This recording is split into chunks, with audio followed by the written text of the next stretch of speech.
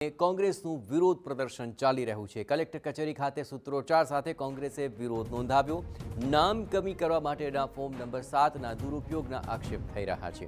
સુરતમાં 1 લાખ મતદારો કમી કરવા ફોર્મ નંબર 7 ભરાયા તેવો કોંગ્રેસે આરોપ લગાવ્યો। સુરત જિલ્લામાં 50,000 મતદારો કમી કરાયાનો આરોપ કોંગ્રેસે લગાવ્યો। આ ઉપરાંત કોંગ્રેસના પ્રભાવવાળા વિસ્તારોમાં જ નામ કમી કરવા માટેના ફોર્મ ભરાયા હોવાનો પણ તેમણે દાવો કર્યો। ભાજપના કાર્યકર્તા ખોટી રીતે ફોર્મ ભર્યાનો કોંગ્રેસે આક્ષેપ લગાવ્યો છે। કોંગ્રેસના આગેવાનોએ તપાસ માટે કલેક્ટરને રજૂઆત પણ કરી છે।